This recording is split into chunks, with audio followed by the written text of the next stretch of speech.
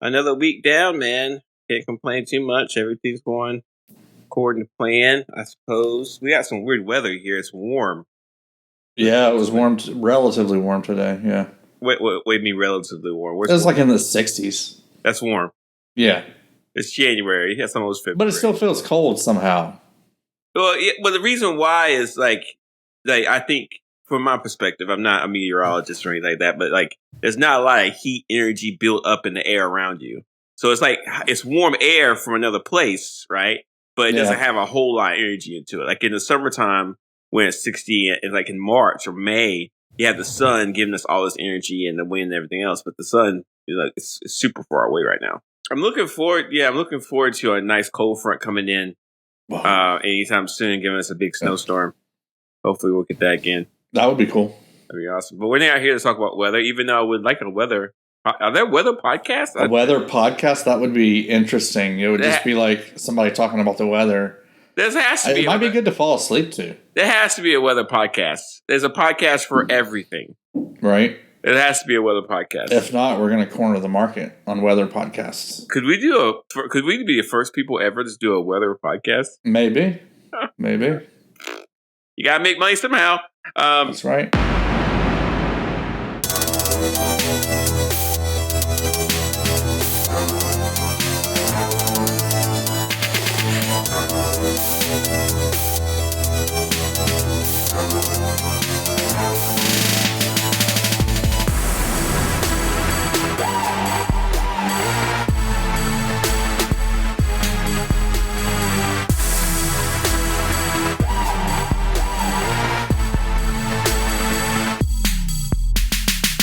Episode 3 of Echo. How you say it, Mike? Tuklo? Tuklo? I don't know how to say it. It means two in Choctaw, so it means two. In Choctaw? Yeah, but I'm not really sure. I mean, I looked around for context and stuff. I wonder if they meant for this to be the second episode and then they rearranged things. I doubt it. I'm just trying to figure out what the 2 was, but I could never really figure it out. But it could just be a woman's name. Could just be their name. Yeah. So this episode has, of course, more going back to the Choctaw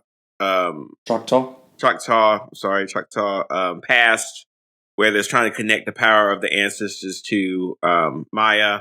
And this time we have gunslinging, which is kind of cool. I thought it could be cooler. I thought that it was probably one of the more lackluster ones they did. Yeah, it could have been cooler. Yeah, for sure. They tried to do a cool like silent movie type of deal. Yeah. And stuff like that, but it just didn't connect right. It just didn't feel good for some reason. It just didn't, not like the other 2 were. Like this one was the weakest. But it did but they did a cool cinematic thing. So they did the preview part with the gunslinging stuff. Then when they went back to the present, they actually had a black and white sort of like screen of just for a couple seconds, a black and white sort of like picture of what was going on. And then when one of the characters walks to the door, it goes to color.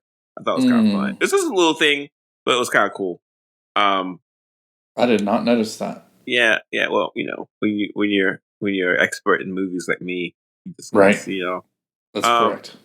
I don't know how.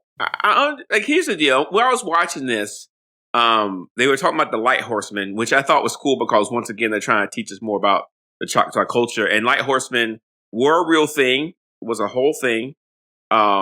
They disbanded after the Choctaw land was taken away from them again. But a lot of Native American societies, like I guess towns and different places like that, have Lighthorsemen, like police officers. They call the police officers Lighthorsemen. So they keep that tradition. So that's really cool. If you watch Reservation Dogs, Maya, the actor that plays Maya's father in this show, is a Lighthorseman. Oh, I like that. That's cool. Yeah. So you learn something new a little bit, and you connect to the culture more, which is awesome. But when I was watching this, I kept thinking, if you look at every time the ancestors give the power to, except for Maya, but when the ancestors give the power to someone, it's always a woman, which is fine. But also, it's like they're doing something noble. Like when they were playing the stickball game, the woman was trying to save her village from getting kicked out, or tribe from getting kicked out. And this time, the woman was trying to save her father. But like, I mean, did her powers activate, or was she just a really skilled? Oh yeah, her powers. Yeah, part of being able to shoot real well was part of the powers. And also, remember there was a vision in the water that showed her that that her father was in danger.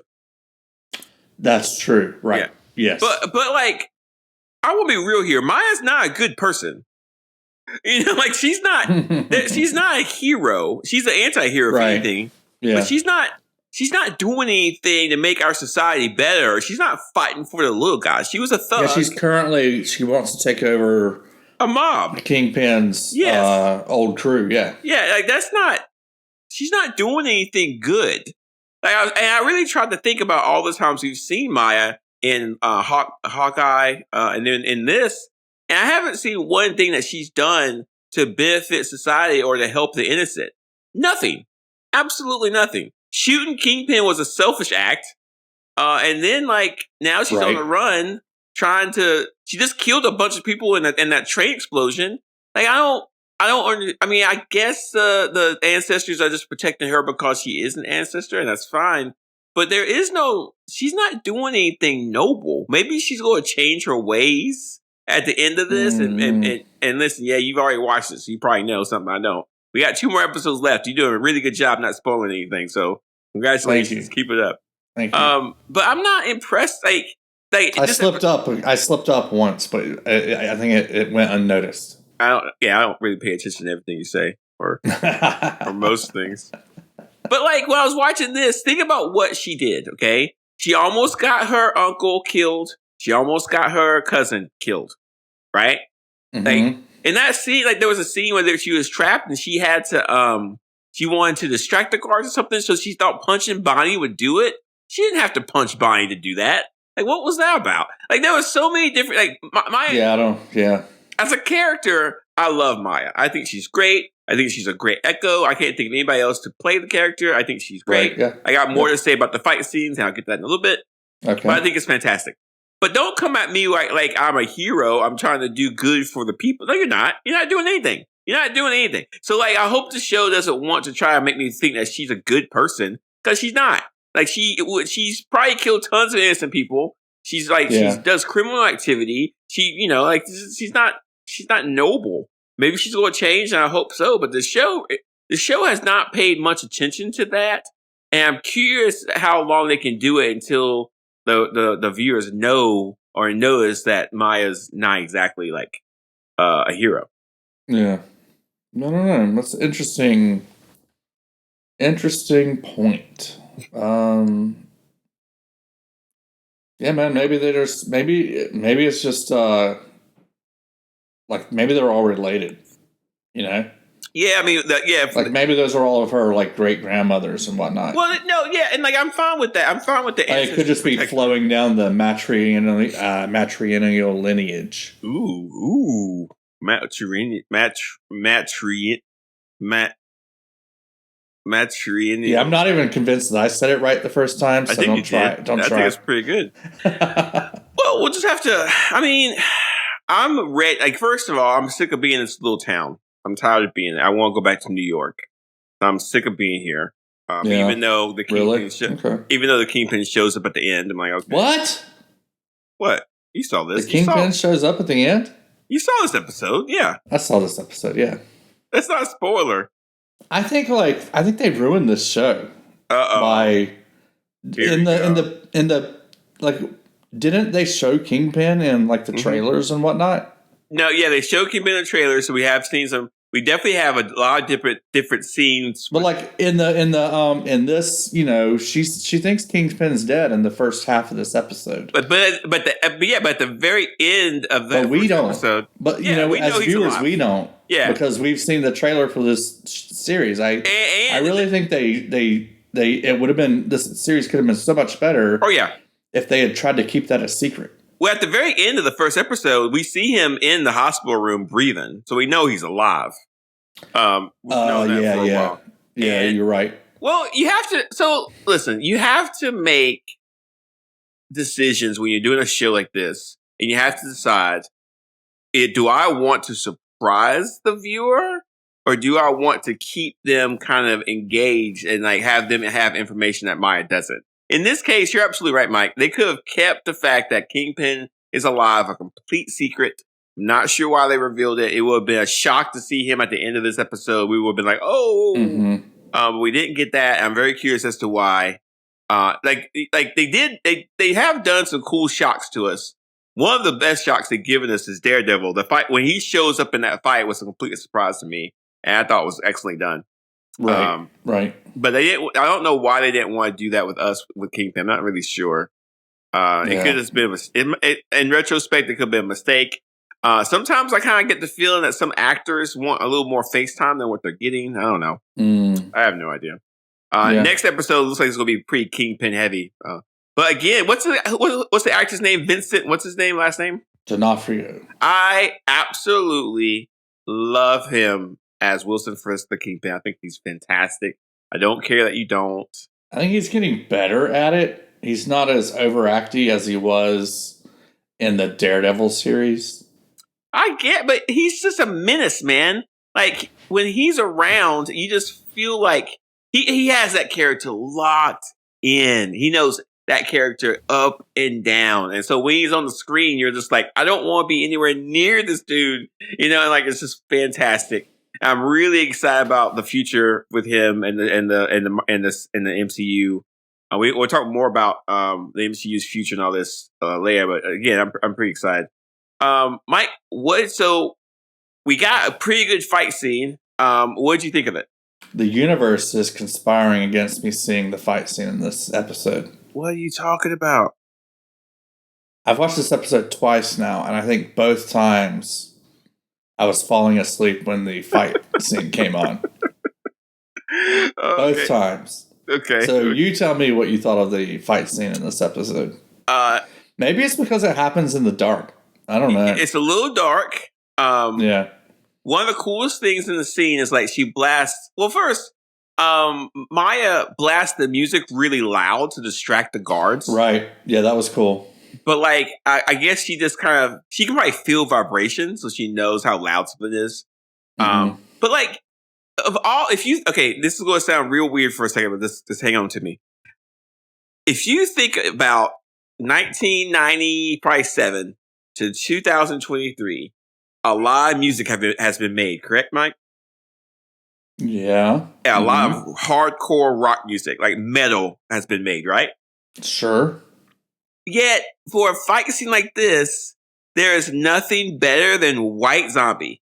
That song is so good for a fight scene like this, and I would argue, like, this shows how bad music has been in the last 20 years compared to what White Zombie. Like, White Zombie is still so hard. It goes so hard. You play White Zombie super loud, it's like, this is the hardest music ever. Wait, which song of theirs was it? Was it More Human Than a Human? No, the other one. The one that played during The Matrix. It's a couple that played The Matrix, but it's not more. Dracula?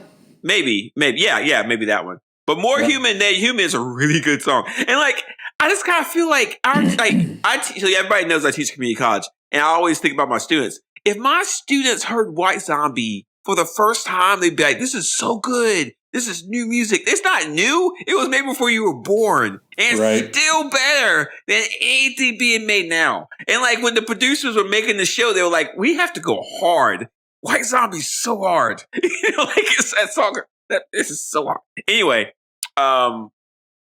What I like about this fight scene is that Maya uses some stealth, but also the actor, she is built for this kind of combat. Like when you see like some women actresses in like combat roles, like you look at Scarlett Johansson as Black Widow. I like her as that because she knows she's tiny, but she uses that to her advantages in multiple ways. Like she does that stuff where she'll like flip over somebody and twist and all that stuff. She uses her agility. And it's almost, it kind of looks a little sexual, but that's fine.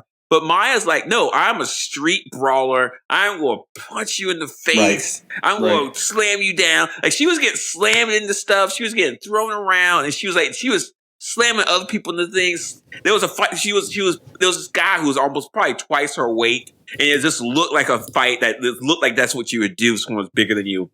But it was just so well done. And like, she has bruises and stuff on her face. And it's like, she is 5'8", apparently. Yeah, which I think is a good height. But not only that, her build, like her build itself, she has like broad shoulders. She has good sized arms. And it just looks like she's like, okay, I'm a fighter and I can take these guys. It looks real to me. It doesn't look like some fight scenes where that they're doing a double. It just doesn't look that, like, she just looks good doing it. It looks real smart. And like, dude, that scene where they shoot the Zane, where they shoot him, that was so brutal. Did you see that? That was graphic. By the way, is this the first time we've seen Zane, or has he been in other stuff? He's been I don't know if he's been in other stuff. I'll have to look for that. But I misspoke. Zane didn't get killed. Zane shot the worker for Black Crow. They shot him in the back. Did you remember that scene? Yeah, what's his name? I forget. But like, they shot him in the back, and he just died so brutally. It was a brutal. His eyes were still open. It was like blood everywhere. Like, Disney's like, you know what? You guys don't want to watch our Marvel stuff anymore. If you don't want to watch the Marvels, okay, here's a bunch of blood and guts. How's that? And we're like, great, thank you. Like, this is great. This is fantastic. This is what we want. Like, what took you so long to figure out? That's what we want. This is crazy. One of the things that I thought was weird is that Bonnie kind of breaks into the skate rink. Mm-hmm. They get Henry to come out and kind of like talk her down and get her to go. Mm-hmm. And then they immediately like follow her around to her truck and grab her and bring her back inside. There's a lot of things plot-wise that's a problem. So first, that's a problem. Yeah, that doesn't make sense. Second of all, the entire idea that this low-level thug thought that he was going to get money for turning in Maya was completely stupid. Like, it's just like, we knew this guy was dead as soon as all those guys showed up. Right.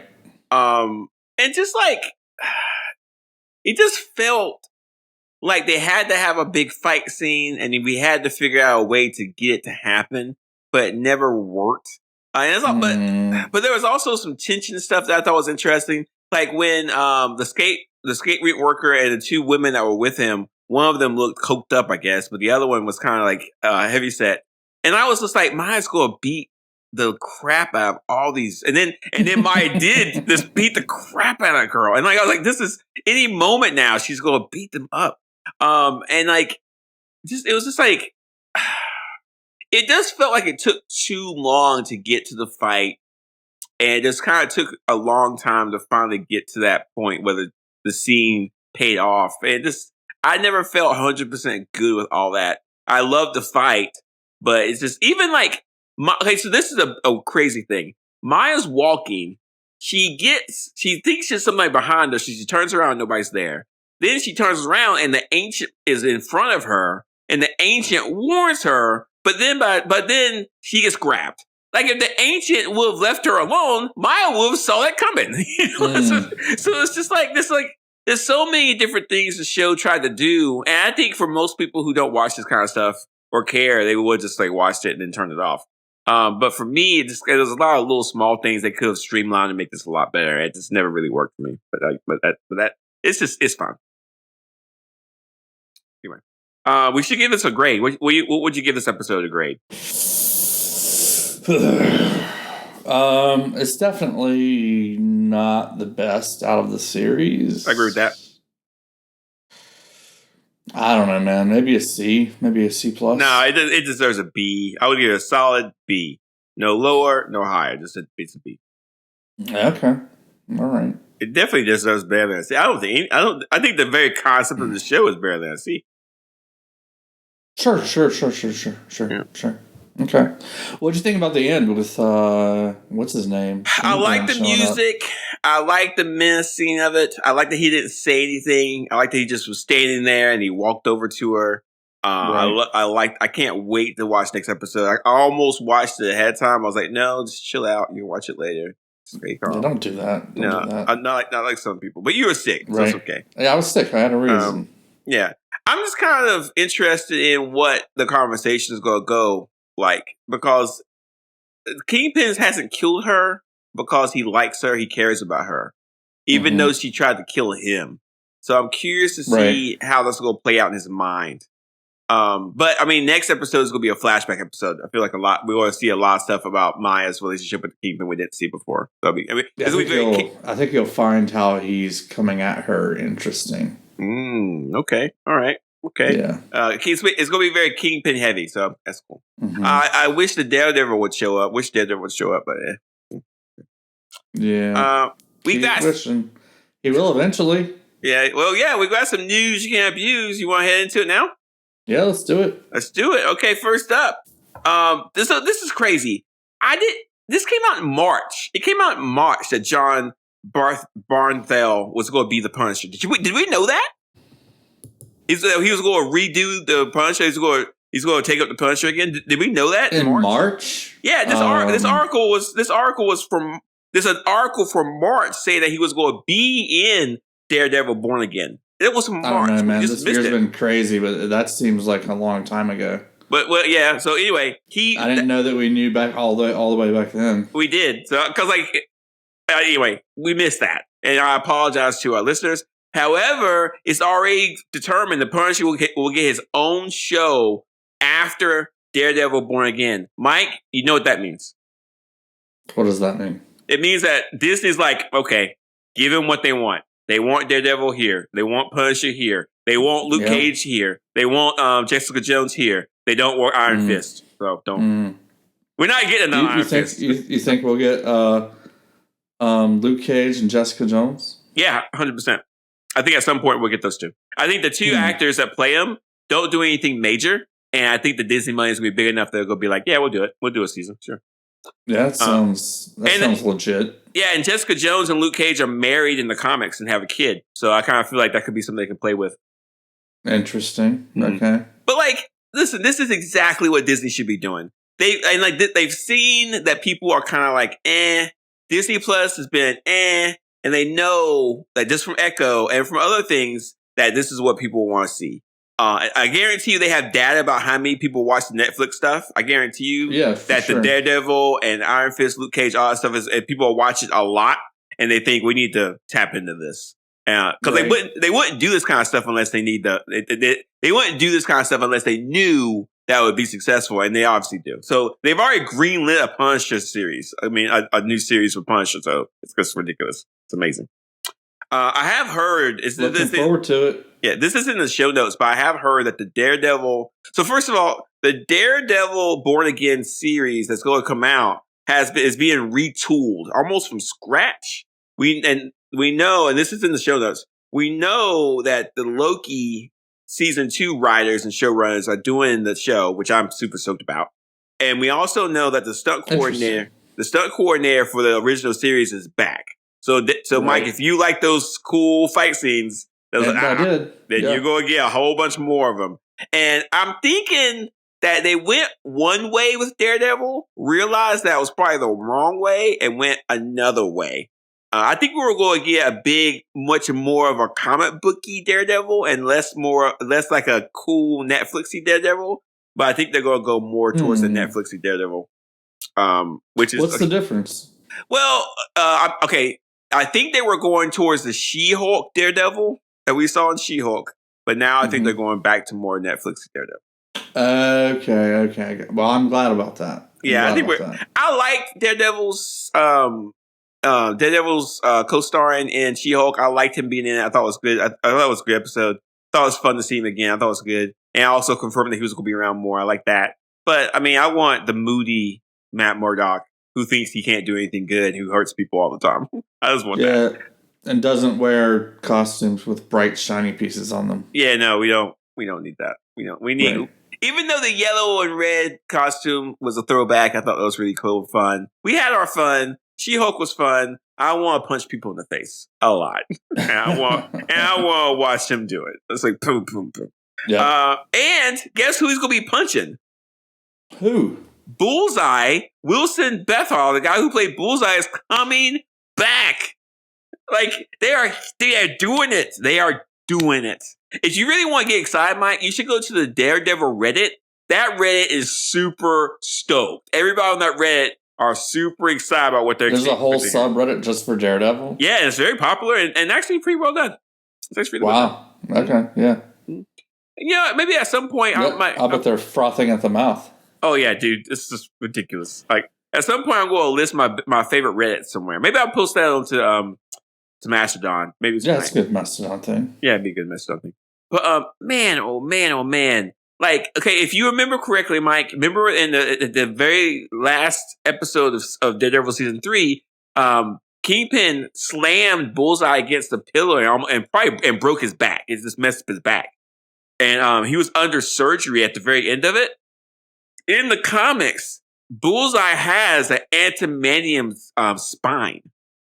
I'm not sure how he got it or why, but he does, and I think he might have an adamantium skeleton, but I'm not 100% sure.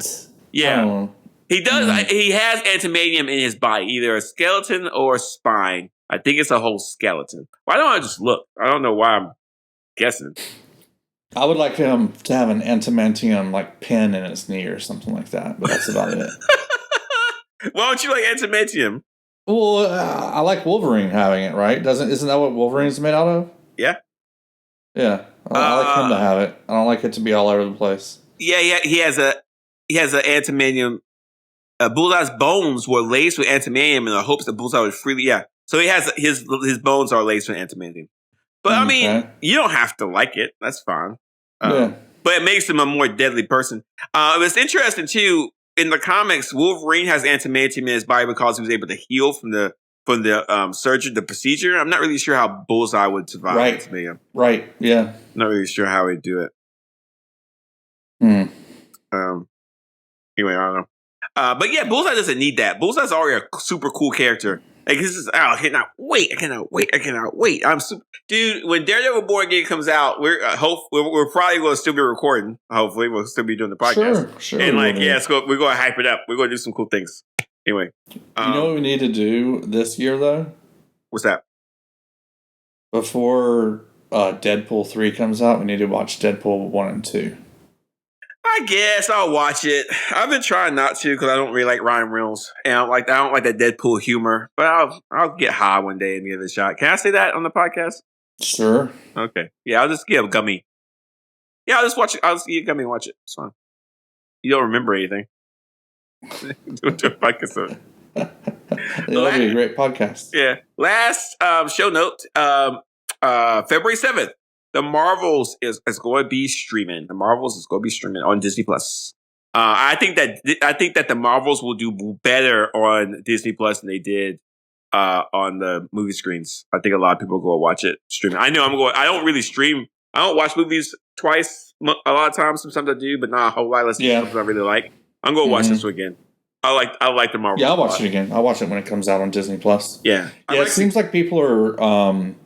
Surprisingly, a lot of people have been watching it once it hit digital.